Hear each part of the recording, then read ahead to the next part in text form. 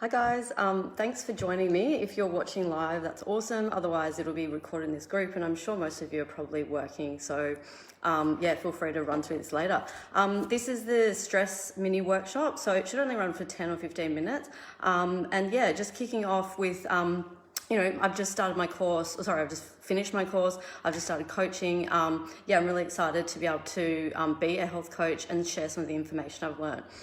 So the last 9 months I've been studying at the Institute of Integrative Nutrition, and that's very much a holistic school. So while it talks about food and exercise, it's all other factors that contribute to overall health and well-being that I've studied. So the learnings I've got from my own life, it's changed things massively in the last 9 months. I was already aware of what things I needed to do and things I needed to change. But what it's taught me to do is really help, implement some of those things and be a guide.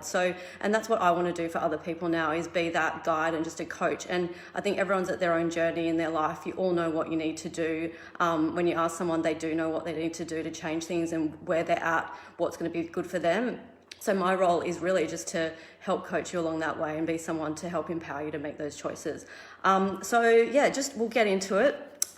So today's about stress, and obviously today we're in a bit of a different situation than we would normally be in. So I want to talk about how we are now and also how things will happen down the track when we get to go back to semi-normal.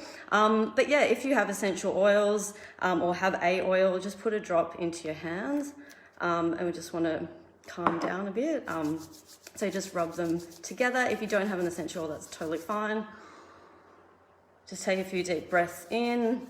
If you don't have oils, it's quite good to do some deep breathing, which is a 7-second inhale, 4-second hold, and then inhale pretty much out as much as you can. And that's a really good breathing technique for how to calm down, and great just in the morning when you're trying to go to sleep at night. I find both those things, but that type of breathing really helpful then. So 7 seconds inhale, 4 seconds hold, and then breathe it all out, and do that about 3 times, and you will feel a whole lot better and calmer.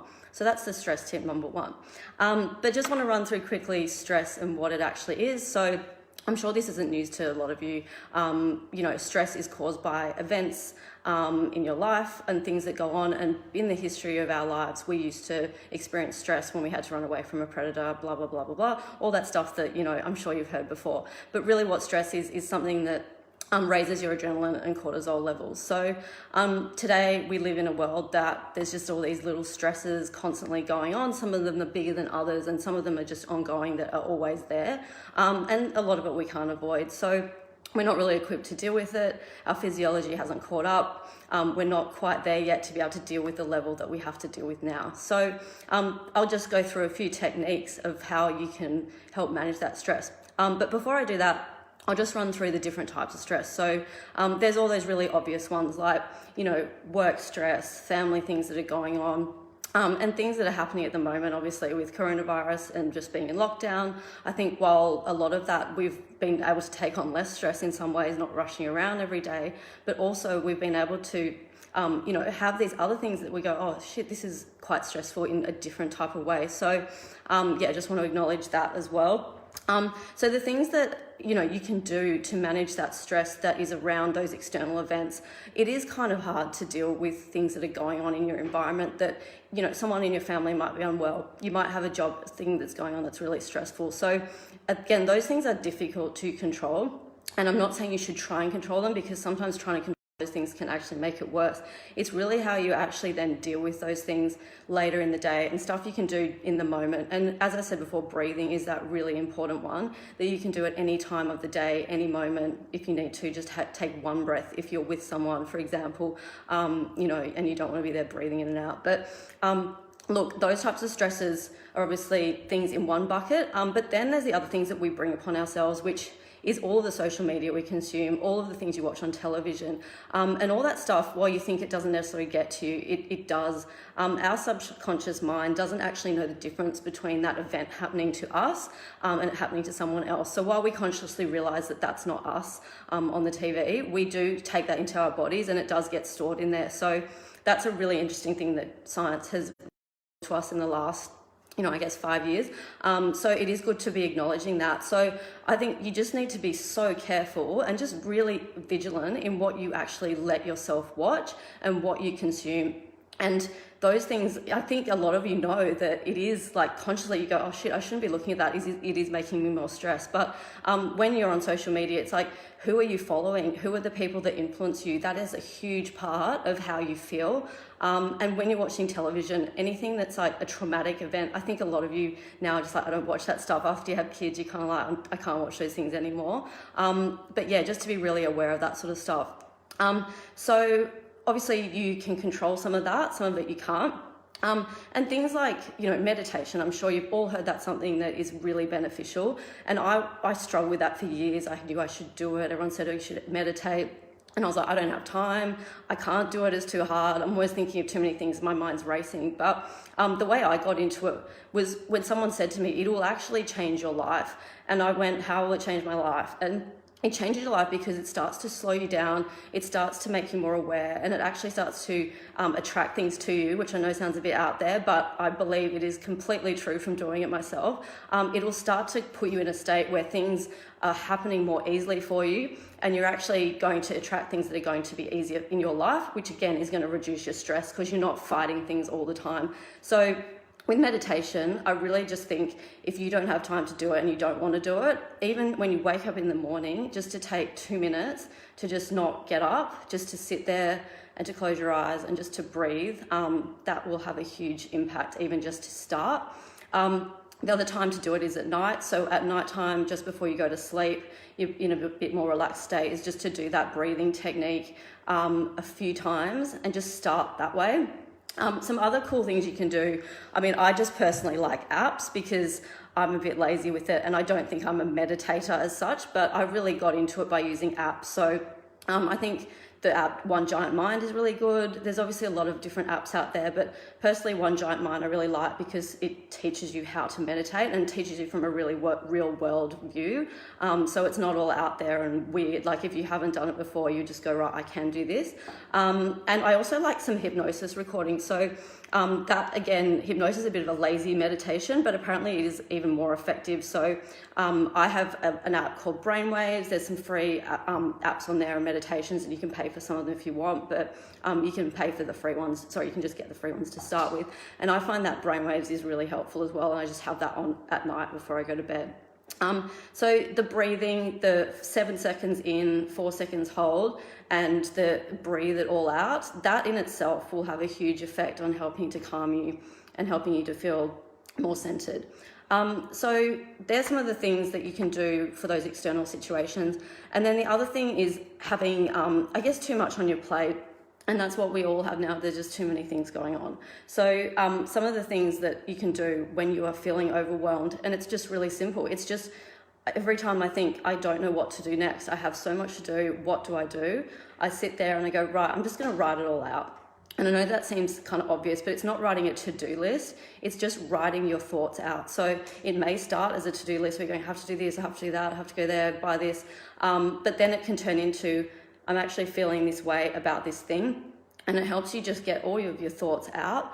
And even if you do it again for like 5 minutes, if you're feeling overwhelmed, I find from there, I can just stop and go back and go, right, what do I need to do? And then I just seem to know what the next point of call and next action is. So the taking action part is really important as well. So obviously once you know you've written all your thoughts out, and again, I don't want to give you more things to do because it is a really busy time. There's a lot going on, but I really think if you do that, you can do it every morning. And I think by doing it every morning, it actually makes you a whole lot less stressed in your day. But if you don't have the time, it's literally when you're doing your to-do list in the morning for work, you can just write these things out, but you can just not focus on the tasks. You can focus on some of the feelings that you're feeling as well. And then from there, you can then refocus as to what you need to do. So I find that really effective. And even if you just take some action, I think that can be a real antidote for stress, is just do something. It's like, if I had to do something, what would I do? And you just do that thing. And don't worry that, oh, I should be doing all the other things, I should be doing that. I think it's just taking that one action, and you'll always get you some momentum to move forward and help you reduce that anxiety of not knowing what to do next, because you get paralyzed by inaction. So I find taking action always helps as well. So there's some of the things you can do for the more external forces, but there's other stuff that contributes to stress, which is probably sort of obvious, maybe not obvious, maybe you know this, maybe you don't, but things that you put into your body can be stressors as well. So we mentioned cortisol at the start. So anything that spikes cortisol is going to increase your stress level. So obviously that is for some people coffee. And I think with coffee, it's one of those things that I like to drink it. But through this course, I've actually realized that I probably was drinking too much. And it's all about bio-individuality, and every single person is different, and your coffee tolerance levels for everyone is completely different. And you know, you get your one coffee in the morning, and it might be a small, might be a large, but I was just drinking my whole small coffee, and I actually didn't need that much. So for me, I find that maybe like a third to a half is probably more suitable for me. And it was just by sort of thinking, well, how do I feel after I have it? Watching your reaction. Is it actually making you more stressed by having that coffee, or is it getting you into that focus mode? Because it used to get me into that focus mode, but then I'd have that bit of a crash later on. So if you're having that crash, then you probably are having maybe a bit too much. But yeah, obviously we love coffee. I'll never give it up. So it's just all about what is the right amount of coffee for you, and what is going to tax your adrenals, and what's actually just going to spark you up and get you going. And for you, you might be able to drink coffee at night straight before you go to bed. Some people can do that. I can't. Other thing is sugar. So sugar, again, spikes cortisol and adrenaline. It is one of those things, those crash foods. So really try to avoid that where you can. And the other one's refined grains, so refined carbohydrates, anything that is, you know, white, processed. You really just want to minimize that, because that actually spikes your blood sugar more than actual sugar, which is hard to believe, but it is actually true. So while you might not eat much sugar, you might be having some of those refined carbohydrates that are spiking that sugar, and for you are causing that cycle of stress, which with all of the other stresses going on, you just don't need to be doing that to yourself if you can avoid it. But obviously, you know, you want to indulge sometimes, and that's all part of life as well. And it's not about going, I can't have this, I can't do that. It's about enjoying yourself and going, oh, I'd like to do that. And I think as well, if you deprive yourself with things, you can be stressed by that as well. So I think it's all about balance. It's all about going, what is going to work for me? What is the right thing for me? And I think through, as we mentioned before, doing the meditation, even if it's just that really 30 seconds of just thinking, going inward, having some breathing space, the more you do that, the more you'll be in tune with what is right for you. And then your overall stress will start to go down, hopefully. So other things, obviously, anything you've got an allergic reaction to as well. So that's probably an obvious one. If you're allergic to things, it's best not to eat them. My husband's allergic to eggs. He would have it every morning because he loved them. He'd get itchy eyes. And that's just causing inflammation in your body, and inflammation causes stress and does contribute to disease as well. So again, that's just something you want to watch out as well. Yeah, so there's just some tips. That's pretty much it for now. I can go into sleep as well, but we're going to have another little mini workshop on Thursday about sleep. But again, sleep is going to help with those stress levels, and we will talk about that more on Thursday. So yeah, looking forward to that. Hope you enjoyed this, and hope you got a few tips out of it. But always at the end of the day, do the little things that you can do. Don't think these things are more stuff that you have to add to your to-do list. It's things that will be able to help you, and you may implement one tiny thing, and that makes a big it makes a big change over time. Just doing one of these things for a long period of time is going to make a change. So yeah, hopefully that was helpful, and chat to you on Thursday.